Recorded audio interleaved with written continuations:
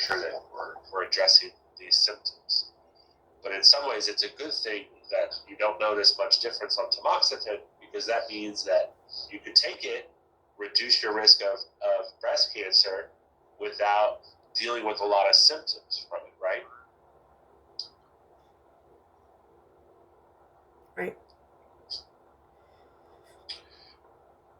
You seem overwhelmed. I'm just so stressed out.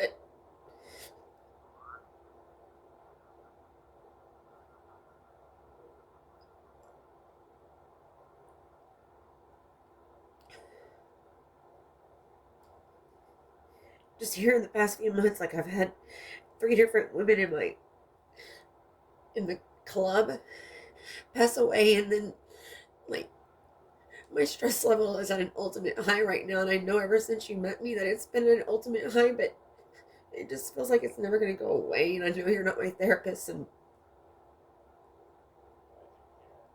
I know you do, and that's why I love you. And then you start to realize like how much it does play a factor on your health. Like the idea of the concern that it could be, that it could come back. Could come back, or that it's just me and my body's not what it used to be. Sure. It's frustrating. Do you talk to a therapist? Yes, I do. She's a very good one. Okay. I even double up on weeks that I have to. Okay, good. But and I know this has been, this past year, so you had surgery just over a year ago, yeah, right? It's been a year now. Yeah, right. So this is July, the week after July 4th weekend. Yeah. Yeah. So this has been an incredibly stressful 18 months. Very, very stressful 18 months. And I from experience, I can tell you that it does get better. The longer you go, the further away you get. And figuring out what works for you, figuring out, okay, this is, I'm okay. This happened, and I'm moving forward. You're doing the right things, but having that voice in your head saying, "Hey, I can do this," and two, it will get better. Those are important things. When the voices in your head say something else, it's important to have that voice reply. But you get that voice of, I don't know how many times you've probably heard.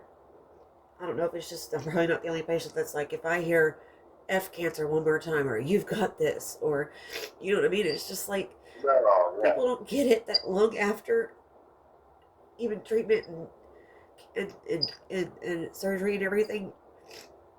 Your body's just still so weak.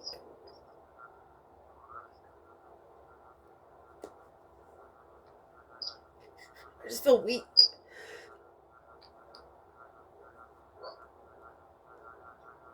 And I do think it's the stress. I know. More than the treatment. I know. I think it's more. And that's what I'm starting to realize. Mostly the stress. And it's because stress takes so much energy out of you, and it takes so much time away from you. So stress is incredibly difficult. Well, it's so I know a big portion of your stress is related to this, but there's also all the other stressors that you're having to. Right, and that's why it's so frustrating, because I know I made the right choice on our move. Like, my son is thriving here. He had some major behavioral issues right after Dad passed away, and and my daughter, of course, she's 12 and hates me no matter what happens in life right now. But like, it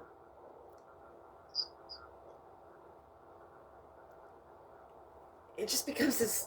When is this not what defines you anymore? Does that make sense? Right. Well, this is not my story anymore. Yeah. I do think that you get to decide what defines you. I know that's I'm not trying to say that that's an easy thing to do, I know. but I do think you get to make that decision. It takes a lot of work and it takes time, but I do think that that's something that you can work towards of choosing that this is not going to define. I know, and it's hard because like so a few weeks ago, my son, he's just, I mean, there's so many boys in this area that we moved here in Wimberley, and they just all day back and forth between all the houses, and you don't really worry, and you have all the mom's numbers until it gets almost dark, and then you're going, okay, where's my son? But the other day I was outside and I hear him go. I know his little friends were coming over, and he goes, "Our house is a mess because we're in the middle of a move," and then he goes, "And my mom has really short hair because she had cancer." And I'm thinking to myself, that's not our story though. And I'm also thinking to myself, but I still feel just tired and weak. And just, even my sister, is a survivor. And like, and all, like the group of women in my workout class, just, as we get older, our bodies are never the same. But I just hate not having control over. Yeah. So that's that. Okay.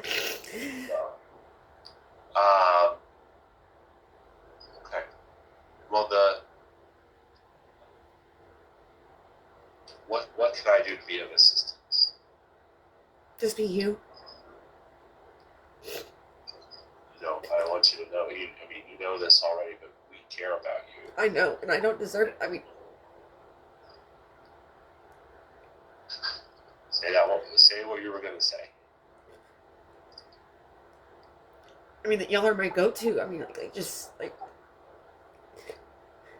you almost miss coming in all the time. Say that one more time. That you almost miss coming in all the time. Like how it becomes such a way of life, and you want to get past it, but then you're also like, what am I doing without the support group now? That's not uncommon. That sort of increasing in time because you don't need us. That's hard for a lot of people. You almost said I don't deserve. Hold on, go ahead. Do it. You started to say that you don't deserve something. Oh, just how incredibly kind and giving my other personal situations going on that. Yeah. So I need you to realize that internal narrative that you don't deserve something, that's a problem, right? That's a deep, at the base of everything else, and it shakes up and weakens everything else that you want to build. That feeling that you don't deserve it, that's what you have to go after. That's what I want you to focus on. I want you to convince yourself and do the work that you need to know that you do deserve it. And there's the space that you take up and the things that you need and asking for what you want, that you are entitled, that's okay. See, I hate using the word entitled, and I'm so glad that you said that. And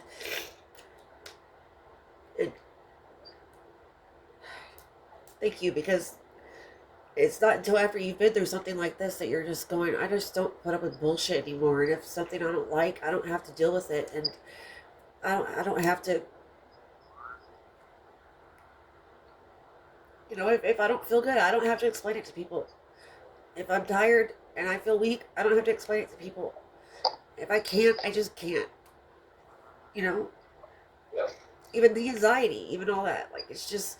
But then one of my good friends who's been through it as well, and the way she put it was, Kim, we beat this, something you never imagined would happen, and it almost felt like a dream going through it. It still does. Like, doesn't feel real. And then you lose the person that, yes, you were divorcing, but they're gone, and that's still so hard to deal with. But But then that's when it hits you, like you have to live every day. At least not, so live life to the fullest. But it's like you have to live life where we both can get off the Zoom call, get in the car, and it's all done. You know, and so and that's just kind of the attitude I've just started I creating. think you say, this is where I am. This is where I am.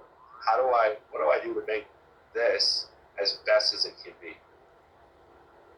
Okay. Yeah. So we're gonna keep seeing you. We're gonna keep checking in on you. You're gonna let us know when you need something. You know. And in the meantime, you focus on you. Okay. Yep. So get to print off those blood work. Then we're gonna recheck in on you in 4 months. Okay. Okay. Just 4 months. That's because you don't need sooner. But if you need something, you let us know. Okay? I know, Dr. Shaw, you're the best. Take care. I will. Bye. I love you. Bye.